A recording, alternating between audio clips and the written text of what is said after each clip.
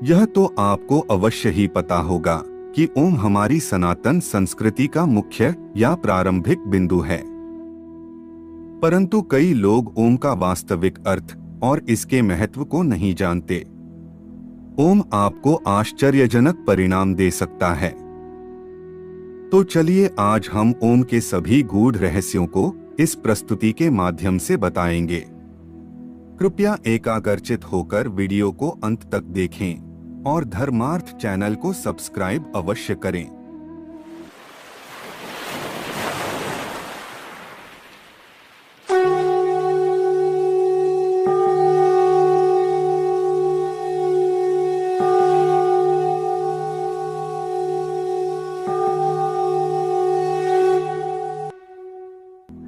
हिंदू धर्म में ओम एक विशेष ध्वनि का शब्द है।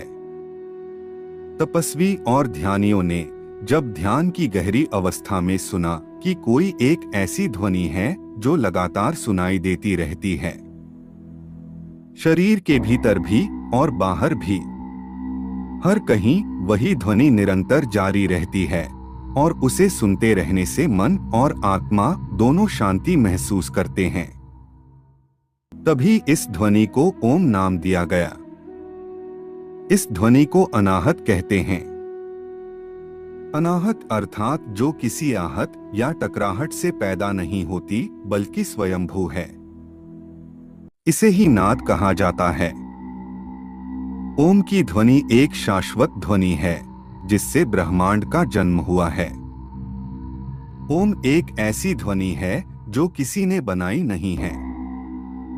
यह ध्वनि पूरे कण कण में, संपूर्ण अंतरिक्ष में निरंतर गूंज रही है और मनुष्य के भीतर भी यह ध्वनि जारी है। सूर्य सहित ब्रह्मांड के प्रत्येक ग्रह से यह ध्वनि बाहर निकल रही है। ओम शब्द 3 ध्वनियों से मिलकर बना है, ओ, ऊ और मैं। इन तीनों ध्वनियों का अर्थ उपनिषदों में भी दिया गया है।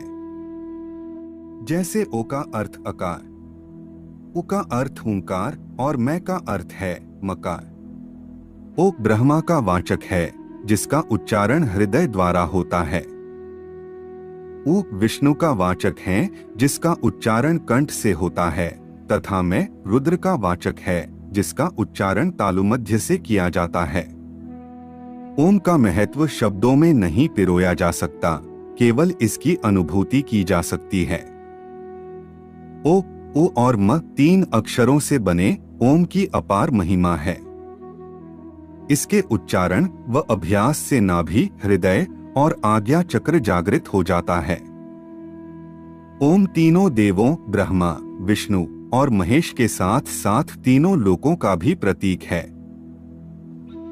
ओम का उच्चारण मोक्ष की ओर ले जाता है।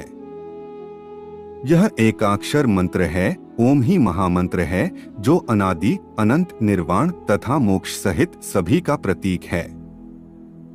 ब्रह्मज्ञान या आत्मज्ञान की चरम अवस्था में पहुंचना ही चरम योग की अवस्था होती है। जब साधक ध्यान की अवस्था में शून्य की ओर चला जाता है, उस चरम सीमा पर पहुंचने पर व्यक्ति को ओम की ध्वनि स्वयं ही सुनाई देने लगती है। आप केवल आंखों और कानों को बंद करके अपने भीतर उसे सुने और वह ध्वनि अपने आप ही आपको सुनाई देने लगेगी। अभ्यास के प्रारंभ में वह बहुत ही सूक्ष्म सुनाई देगी, फिर धीरे धीरे वह बढ़ती जाएगी। साधु संतों के अनुसार यह ध्वनि प्रारंभ में झिंगुर की आवाज जैसी सुनाई देगी, फिर धीरे धीरे जैसे बीन बज रही हो, फिर ढोल जैसी थाप सुनाई देने लगेगी, फिर यह ध्वनि शंख जैसी हो जाएगी और अंत में यह शुद्ध ब्रह्मांडीय ध्वनि होकर आपको पूर्ण आत्मज्ञान का बोध कराएगी। ओम से ही समस्त सृष्टि की उत्पत्ति है और ओम के नाद में ही सृष्टि के अंत की क्षमता भी है। इसके नाद अर्थात ध्वनि में प्रलय को आमंत्रित करने की भी क्षमता है। यह समस्त ब्रह्मांड के विनाश की क्षमता रखता है, इसकी ध्वनि ब्रह्मांड की किसी भी अन्य वस्तु, प्राणी, ग्रह आदि से प्रभावशाली है।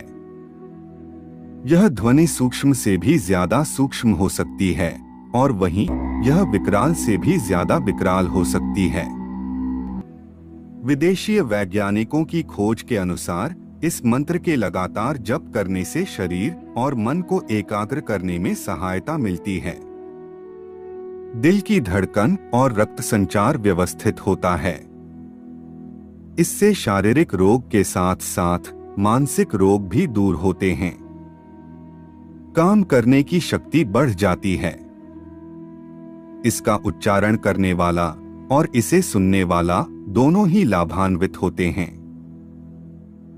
इसके अतिरिक्त यदि आप कैलाश पर्वत या मानसरोवर झील के क्षेत्र में जाएंगे तो आपको निरंतर एक आवाज सुनाई देगी, जैसे कि कहीं आसपास हवाई जहाज उड़ रहा हो। परंतु ध्यान से सुनने पर यह आवाज डमरू या ओम की ध्वनि जैसी सुनाई देती है।